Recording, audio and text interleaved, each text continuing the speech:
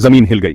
एक गहरा जोरदार झटका जिसने रात के सन्नाटे को चीरते हुए सबको चौंका दिया, जिसने पूरे इंडियन सबकॉन्टिनेंट में लाखों लोगों की नींद उड़ा दी। लोग अपने घरों से बाहर भागे, हर तरफ अफरा तफरी मच गई। ये कुदरत के कच्चे पावर का एक कड़वा रिमाइंडर था। एक ऐसी ताकत जो इंसान की बनाई हर चीज को पल भर में मिटा सकती है। एक ऐसी ताकत जो पलक झपकते ही जिंदगियां और जगहें बदल सकती है। इमारतें ध्वस्त हो गईं, सड़कें टूट गईं।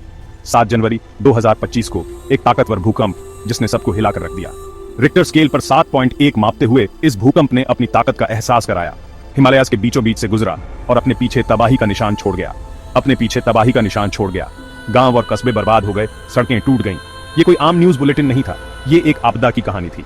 नेपाल और तिब्बत के लोगों के लिए ये एक ऐसी आफत थी जो उनके घर के बहुत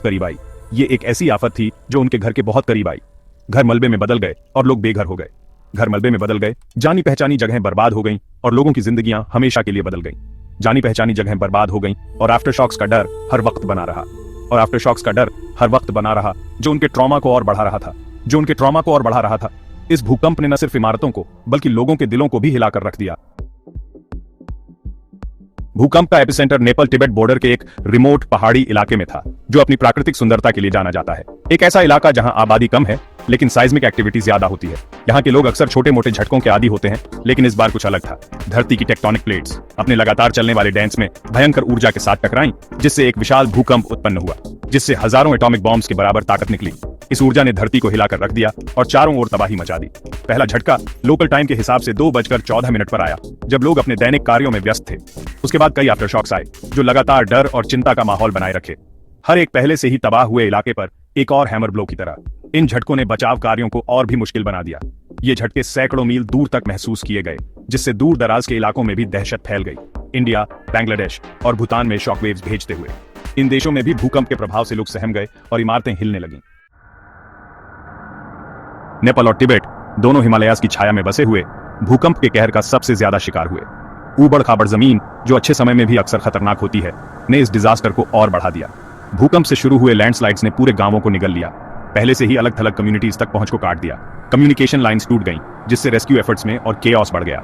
दुनिया ने भारी दिल से तबाही की तस्वीरें देखीं, ढही हुई इमारतें, टूटी हुई सड़कें और घायल लोग बेसहारा मदद का इंतजार कर रहे थे।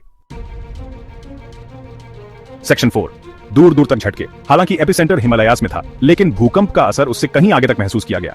बॉर्डर के पार इंडिया में दिल्ली और उसके आसपास के इलाकों में झटके महसूस किए गए। ऊंची इमारतें हिलीं, जिससे घबराए हुए लोग सड़कों पर भागने लगे। ये झटके हालांकि एपिसेंटर के पास वाले झटकों जितने तेज नहीं थे, फिर भी कुदरत की पहुंच का एक कड़वा रिमाइंडर थे।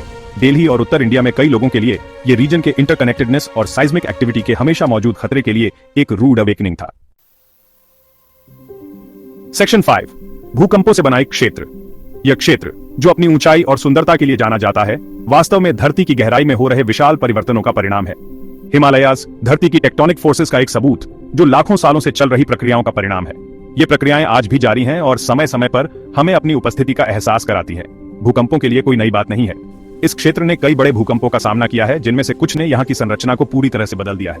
ये ताजा घटना साइज्मिक एक्टिविटी के एक लंबे इतिहास में से एक है, जो सदियों से यहाँ के लोगों के जीवन का हिस्सा रही है, जिसने रीजन के लैंडस्केप और डेस्टिनी को आकार दिया है। हर भूकंप के बाद यहाँ की भूमि और यहाँ के लोग एक नई दिशा में बढ़ते हैं।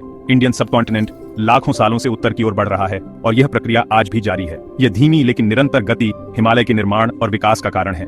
यूरेशियन प्लेट से टकराता रहता है, जिससे यहाँ की भूगर्भीय गतिविधियां और भी जटिल हो जाती हैं, जिससे इंटेंस जियोलॉजिकल स्ट्रेस वाला जोन बनता है।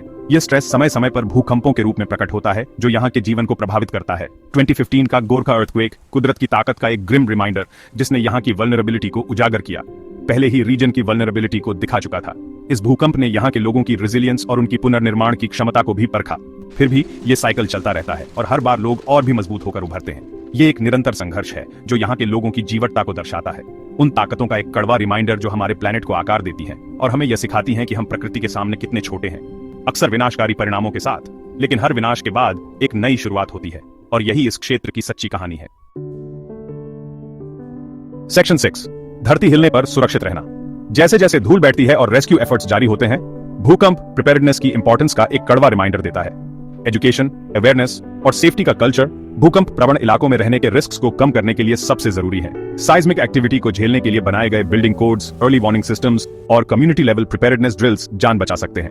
नॉलेज, जैसा कि कहते हैं, पावर है और नेचुरल डिजास्टर्स के सामने ये जिंदगी और मौत का अंतर हो सकता है।